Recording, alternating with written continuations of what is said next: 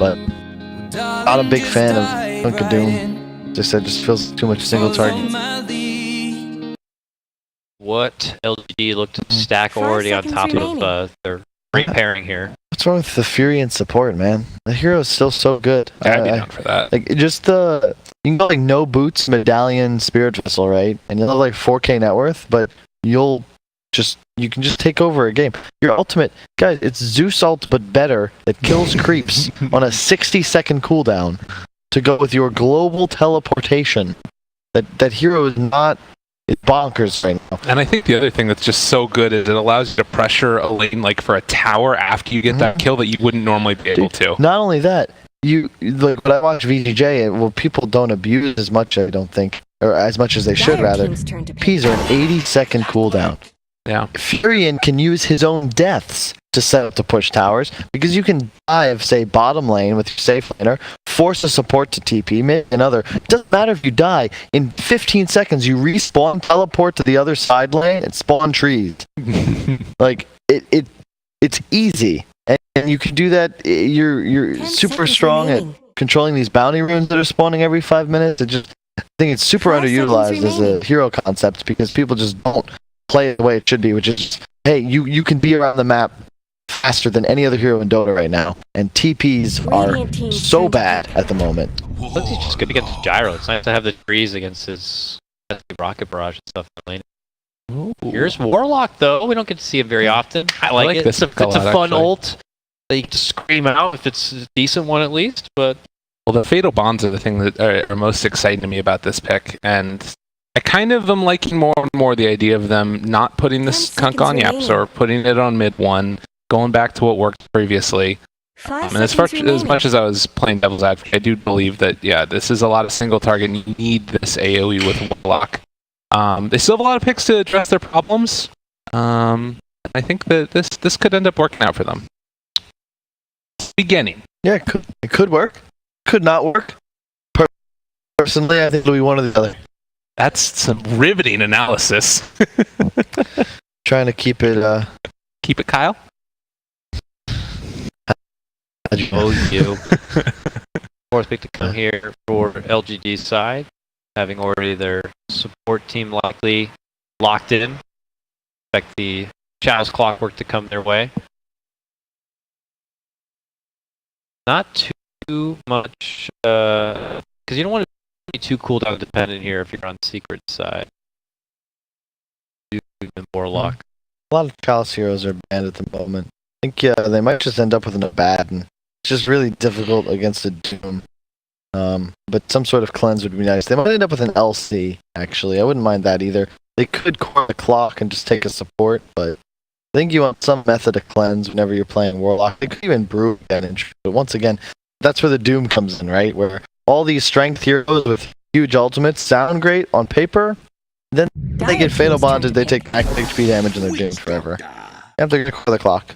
I like that because you all those heroes I just mentioned just sound bad when they get doomed.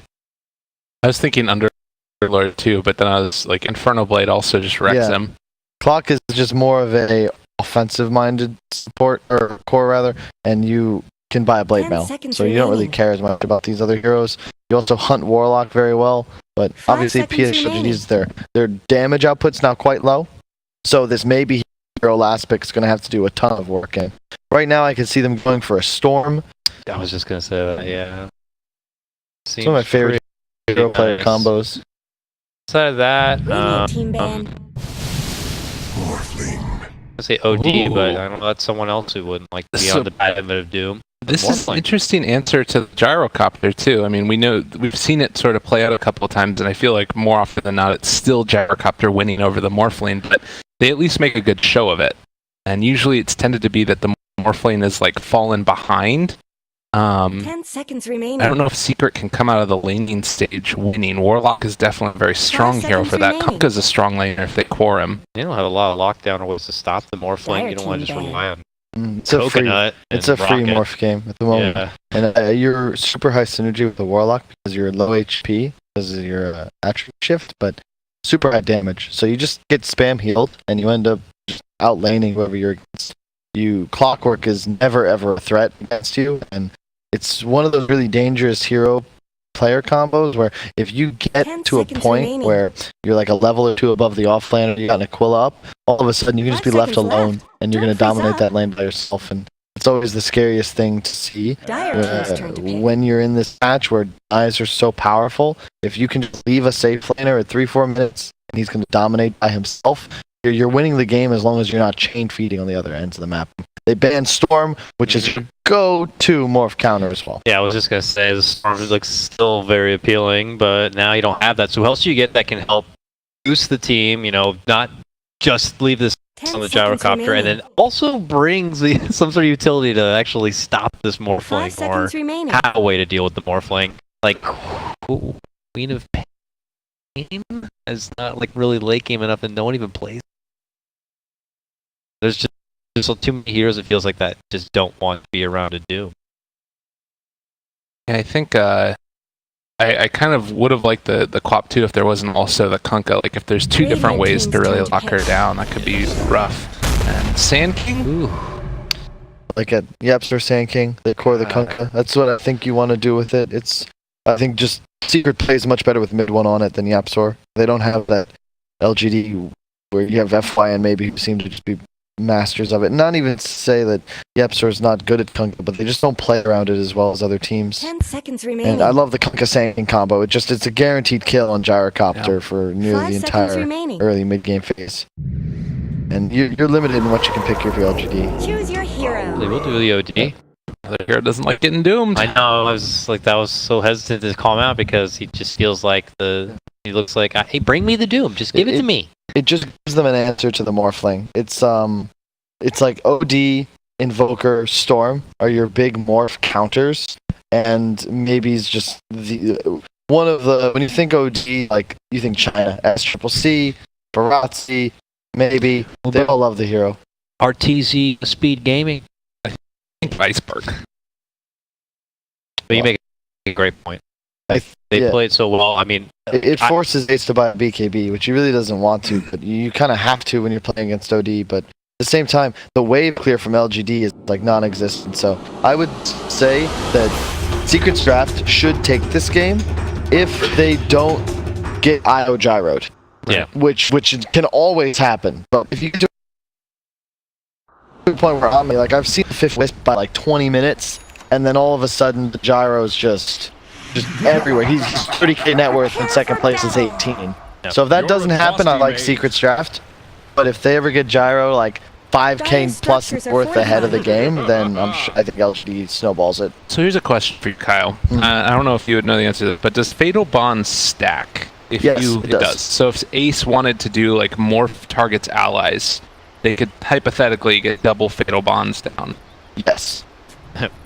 Put an epicenter on top of that? Ooh. Yeah, the thing is, I think you almost always take over the gyro. Right. Yeah. It's just too valuable of a target to not overtake. It's because the move speed, the black. I mean, I watched Game 3, Liquid LGD Epicenter Finals, was single-handedly won by Ame because he took flat cannon, wave formed in, and got a squad kill. Was that the top? Was that the top lane action? Yeah, that was so crazy. I cannot believe they didn't give him MVP. I was like, all right, he wins just for that play alone. It's a bit of a misstep from Liquid, sure, but at the same time, you're not really expecting that play. Every one of his teammates was dead at the time. See if he's hoisted by his own petard here. Got it against him, man. Yeah, we'll see. The thing is, he has a Wisp.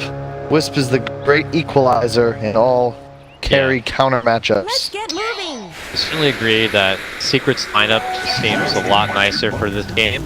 But, LGD have been playing damn good Dota. I don't know, but LGD also not the kind of team that would just suddenly have a 5k net worth, 10 minutes into the game having like a mind-blowing gyro early game. So they're that team that's like, they seem like they're losing and then they suddenly just play such good Dota they pull back. So this is going to be a very close game. This top lane's going to be a lot of action, I feel like. You got X-Nova, the Witch Doctor, and the gyro against the Warlock in the Morph lane. I feel like this should be better for LGD, right? Okay, so yeah. Because the Wisp is always able to TP towards the top lane. Sand King doesn't really pressure block too much. And we'll see how the game goes. It really can go either way. I think Secrets Draft is like, it's easier to make moves, but I feel like LGD's is superior if they have a higher degree of execution required to win the game, but I think you're fine with that if you're LGD. Mid lane matchup is the OP Kunkka, no surprises there. Both pretty neck and neck in the CS game for the time being, but they'll continue to exchange blows from each side and chew through their needed tango. The who can deny each other more battle with Tidebringer and Imprisonment. It's going to be kind of interesting to watch. Punk already got the range creep deny, so we'll see if he can keep it up. Not sure how much of support movement we'll see to the mid lane for either team right now. They're just kind of content with their 2-1-2 for the time being. Chalice going to get a couple of extra shots here onto Fata a bit, but like LG content with the way things are going in the bottom lane for now. Clockwork's finding some CS and some good denies too on top of it. Yeah, Extra bumps. they also blocked the hard camp there, so Chalice, or rather Fata, is not going to be able to get a creep that easily. They do have a Wild Wing up there on their own camp, but not the best creep, not the worst either. I like when teams, it's so important. You never want to give Doom a free walk over to get a creep. Make him go all the way back to his own hard cap, and that ward pays for itself because of the 3 to 4 creeps you're going to get for free, plus the denies. Yeah. He's still not even going to make that long walk to go for the creep for the time being right now. LGD also really working in the top lane too. Gyro up there with the OD as far as CS goes. Morphling still able to kind of find his CS for the time being, but you know, everyone's just kind of keeping each other in check. And this is Dota nowadays. It just feels like most laning phases, you just end up, it's just trade spells and harass. Yeah, wait for someone to just kind of get a little too reckless, Yeah, and then capitalize. yeah, it's just trading. Use your mana. You have it for a reason. Yeah. 2 salves on Chalice. I like that. So you can always salve the Wisp. Yep. Salve himself here because the Wisp is no damage taken. You have a bobble as well. And this is kind of the dream Wisp game where you're winning the lane, you're in bottom, and you can always just port top if necessary in the event Sand King tries to rotate, and you'll just counter his rotation immediately. Yeah. And Ace is really doing a good job of juggling his HP there also with the regen coming in, and bottom lane, Fata in some trouble. He's trying to man up on it. Oh, does manage sidestep here with the assist from Yapsor. Oh, they got him. Oh, they turn back. FY though, pops all the heal he can, but eventually will get popped. Fata does pick up the first blood. It's knocked down into the water and back once again. Yapsor keeps digging the right clicks, has another burrow strike, the Infernal Blade, but Chalice is pretty damn tanky here. Stout Shield putting in the work, and look who's come back. It's going to be FY, and they're looking to turn it back again. They do. Walking in with the spirits, the cogs. Burrow's going to narrowly allow Yapsor the way, but whew, heavy trades here on the bottom lane. Makes it 1-1. I really like the warding from LGD. You can see FY consider going bot rune, but there's a ward they place middle, so they see top rune and they know it's not there. And then the other one, of course, blocking the camp in their own woods. So I really like their warding. It gives rune control in this camp, and that's all they need for this laning phase. Just barely not there for Ame, getting the better end of Ace in the lane. Doing very well up top. Yeah, they're surprising. I would not have expected them to win this lane this hard, especially considering this easy camp has been open the entire time. So they could have always been pulling on Secret to guarantee their success.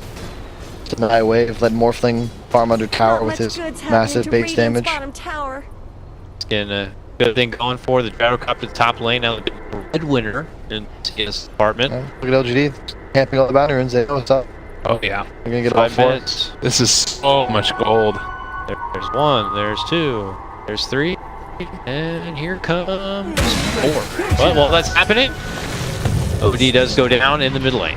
All right, well, that's kind of worth it. I still think that all those bounty runes, like, you look at it, and now it's shooting towards a 2,000 net worth lead. Yeah, it's a 1K free team net worth lead right there. It's 275 gold for the team per rune, and that kill on OD was worth 299 gold for the team of Secrets. So just to really put in perspective how important these bounty runes are, they need to be treated as an objective.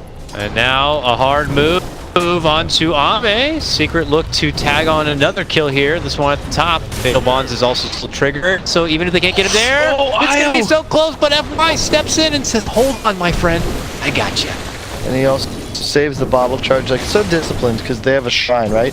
So he doesn't want to waste extra bottle when there's not going to be a rune spawning for quite some time. They just make sure he They survives. just got a stack too. Just it all works out.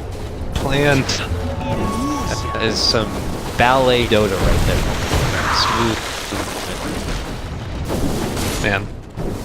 In mid one, I mean, he's winning this lane, but not that hard. And honestly, he could get wrapped around on here with the Witch Doctor coming in as well. They're going to be able to find the cat, Maledict as well. Boats coming in. The buff might be there a bit too late. They dodge away from it as well, and mid one goes down. And they could maybe even take on Yapzor as well. Oh my god! Throws a hammer right at him. But This is really a Dream OD game. In truth, if he doesn't get doomed, he just there's nothing Secret can itemize for other than BKBs to deal with him, and you don't really want to buy them too early on any of their cores, right? Kunkka, Doom, Morph, like they want to get BKB to like finish games, not forced into buying its second or third item. Maybe it's up to a great start.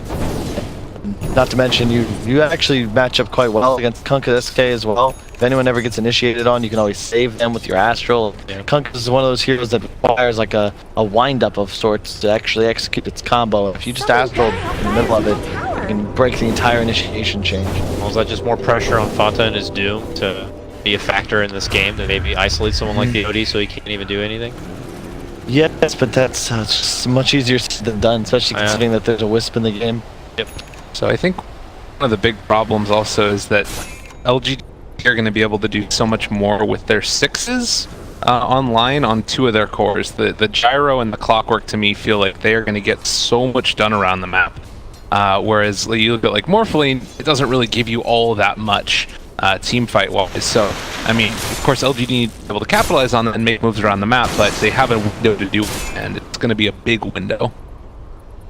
I'm concerned, like they've actually lost all their lanes, and specifically top went off far worse than I expected it to. I really thought the Ace Puppy lane would do better against Gyro, but they've been forced to buy a lot of regen as well, so they're losing the lane even more than the net worth would demonstrate. Maybe the best thing going for him was the Bata lane bottom, but the Clockwork is still chugging away on great farm. 4 CS total, so he's gonna have that hook shot online already. Oh, lane going right they're for the setting pipe. up on him. I think this might be dead mid one. Yeah, Maledict over there ready for him with the cast. Boat will just be coming to his tombstone, unfortunately, but here's Fata with his debut Doom of the game. Walks in, sidestep to avoid the hook shot, but there's FY, just the paramedic, trying his damnedest to heal up Somnus here. Yapzor hides within the sandstorm a bit. Yep.